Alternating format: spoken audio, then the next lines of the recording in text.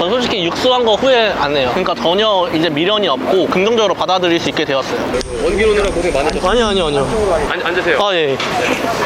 아, 제가 여기 앉아야 되나? 간단하게 자기소개. 29살이고 지금 대학생. 이번에 막학기를 들었는데 아마 계절학기를 들어야 될 것 같아요. 또요? 네, 계절학기 마지막 하나 들으면은 이제 제가 원하던 학점 맞출 수 있을 것 같아서 그거 하면 이제 졸업할 것 같습니다. 땡구 있잖아요, 땡구. 네네. 그러면은 사람들이 그냥 올린 게 낫다. 땡구보다는 계절학기 들어서 올려라. 사실 실례지만 그 목표 학점이 몇 점 정도인데? 저는 대학교를 공부하러 간 곳이 아니에요. 저는 육수를 했기 때문에 공부를 많이 했잖아요. 네네네. 그러니까 이제 더 이상 공부를 하고 싶지가 않더라고요. 근데 또 이제 어느 정도는 공부를 해야 나중에 뭔가 하려고 할 때 불이익이 없을 것 같아서 목표 점수가 3.5였어요. 지금 3.5가 안 돼요, 지금. 3.49예요. 아, 그래? 네. 3.49여서 그럼 맞춰야지. 아, 맞춰야지. 3.4보면 네.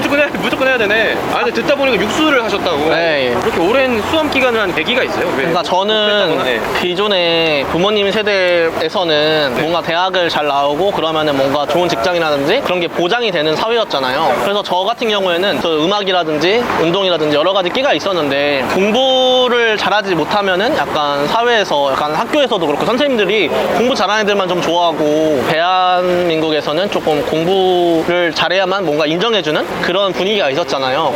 그래서 목표 대학이 있었어요. 저는 서울대를 갈 생각으로 공부를 했어요. 나중에는 솔직히 제가 이제 지역균형을 통해서 가지 않으면은 못 가는 상황이더라고요. 왜냐하면 정시로 가긴 너무 힘들다 보니까. 제가 다자녀인데 다자녀 전형으로 고려대학교를 가야겠다 생각을 했거든요.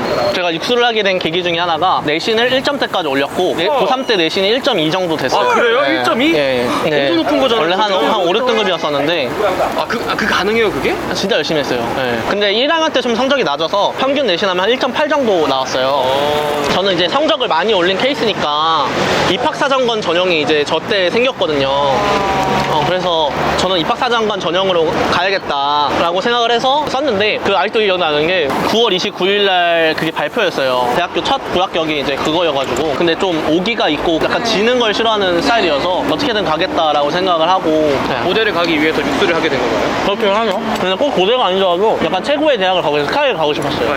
지금 취업 준비를 하고 있는데 가끔 육수하는 게 후회될 때가 있어요. 저는 솔직히 육수한 거 후회 안 해요. 제가 만약에 삼수만 이렇게 그때 포기했다라면은 뭔가 미련이 남았을 것 같아요. 저는 제가 진짜 최선의 노력을 다 해봤고 후회 없이 노력을 했는데 안 됐잖아요. 그러니까 전혀 이제 미련이 없고 긍정적으로 받아들일 수 있게 되었어요. 그래서 저는 취준할 때도 되게 육수한 내용도 많이 쓰거든요. 그리고 또 그거를 바탕으로 또 막 유튜브 이런 것도 만들게 되었고 그러니까 특별하잖아요. 그러니까 제가 만약에 삼수 사수한 사람은 좀 많이 있어도 사실 육수한 사람 많이 없다고 생각하거든요. 육수했다는 거 자체만으로도 끈기나 인내에 있어서는 뭔가 대한민국에서 1%라고 생각을 해요. 오히려 육수했다는 게 저를 약간 나타내는 키워드라고 생각을 해서 오히려 지금은 긍정적으로 생각하고 있어요. 탈락이라는 걸 또 많이 하셨을 것 같아요. 맞아요. 취업에서 힘든 게 사람들이 얘기하는 게 끝이 정해지지 않고 막막한 터널을 지나간다고 하잖아요. 비슷한 과정이었다고 생각을 하거든요. 근데 그때마다 자신의 멘탈이나 많이 힘들었을 것 같아요. 육수지만 나만의 방법이 있어요. 저 솔직히 말 육수하면서 제일 힘들었을 때가 고3 때랑 재수 때가 제일 힘들었어요. 그때는 진짜 막 너무 힘들어가지고 진짜 막 뛰어내리고 싶었고 포기하고 싶었고 이런 생각이 되게 많이 했거든요.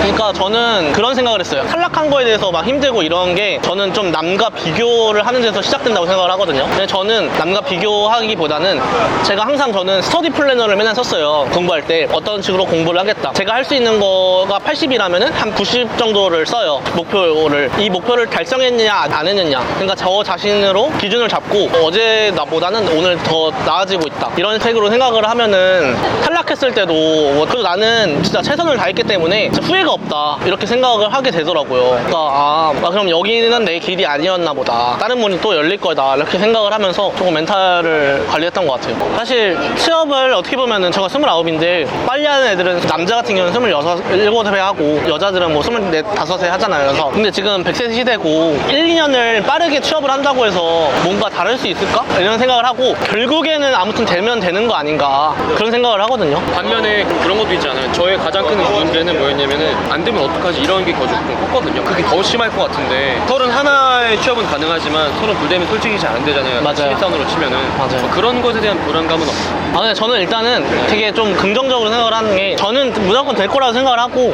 좋아요. 그런 31 이게 사실 정해진 게 아니잖아요. 뭔가 31까지는 무조건 남자는 취업해야 돼. 어떻게 보면은 사회가 대학은 20살에 가야 되고 언제 결혼해야 되고 언제 취업을 해야 되고 사회가 정해준 틀이라고 생각을 하거든요. 근데 꼭 제가 그거를 맞춰야 될 필요가 있을까? 당장 취업을 해야 돼 이런 생각 자체가 내 친구들은 다 취업했는데 난 뭐 하고 있지? 뭔가 남과의 비교에서 시작된다고 생각을 해요.